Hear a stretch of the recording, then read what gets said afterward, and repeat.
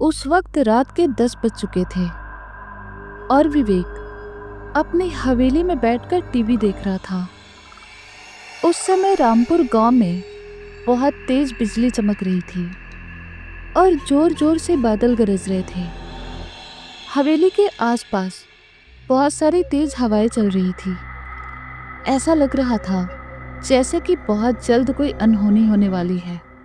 हवाएं इतनी तेज थी कि उसके कारण हवेली की खिड़कियां जोर जोर से आवाज कर रही थी और ये सब देखकर विवेक ने वो सारी खिड़कियां बंद कर दी और वो सोचने लगा, बाप रे, पता नहीं मुझे अंदर से आज इतना डर क्यों लग रहा है।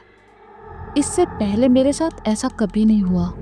विवेक ने आगे सोचा, इस डर को दूर करने का बस एक ही तरीका है, मुझे बाहर जाकर शराब का प्रबंध करना चाहिए।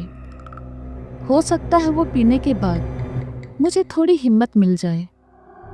लेकिन बाहर तो तेज हवाएं चल रही है, लेकिन मुझे बाहर जाने से ज़्यादा इस हवेली से डर लग रहा है। चलो ढूंढते हैं कि शराब कहाँ मिलेगी। इस तरफ हाईवे रोड से एक कार गुजर रही थी और उस कार से एक अमर नाम का लड़का सफ़र कर रहा था। अभी कुछ ही देर हो चुकी थी, लेकिन तभी अचानक उसके सामने एक लड़की आ गई। उसे देखकर अमर ने अर्जेंट ब्रेक लगाकर अपनी गाड़ी रोक दी और उसके बाद वो अपनी गाड़ी से उतरकर उस लड़की को डांटने लगा, अगर तुम्हें मरना है तो किसी और की गाड़ी के सामने आकर मरो ना। तो उस लड़की ने कहा, सॉरी, मुझसे गलती हो गई। मैंने यहाँ आने जाने वाले लोगों की गाड़ियाँ रोकने की बहुत कोशिश की, लेकिन कोई भी नहीं रुक रहा था, इसलिए मुझे ये तरकीब अपनानी पड़ी। इस पर अमर ने कहा, लेकिन ये बहुत गलत है। अच्छा हुआ कि मैंने सही वक्त पर ब्रेक लगा दिया, वरना आपका तो राम नाम सत्य हो जाता। इस पर उस लड़की ने कहा, जी क्या आप मुझे मेरे गांव तक छोड़ सकते हो? तो अमर ने कहा, बिल्कुल नहीं। उस लड़की ने कहा, प्लीज थोड़ा आगे तक छोड़ दो ना। अमर ने कहा, मेरे पास टाइम नहीं है, जाओ यहाँ से। इस पर उस लड़की ने कहा, देखिए रात बहुत हो चुकी है, अगर मेरे साथ कुछ गलत हो गया तो? इस पर अमर ने कहा, वो सब मुझे नहीं पता। उस लड़की ने कहा, अगर तुमने मुझे मेरे गांव नहीं छोड़ा तो तुम बहुत पछताओगे। ठीक है, तुम्हें जो करना है वो करो। ऐसा कहकर अमर गाड़ी में बैठ गया और फिर वो अपने रास्ते चला गया।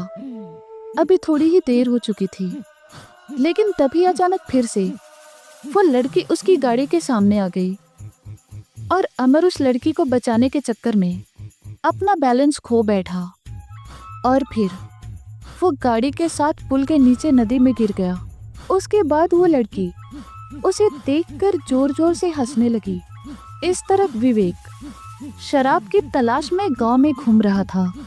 मुझे पता है कि इतनी रात को मुझे कुछ नहीं मिलने वाला, लेकिन काश यहाँ पर कोई इंसान होता तो मैं उसी से पूछ लेता।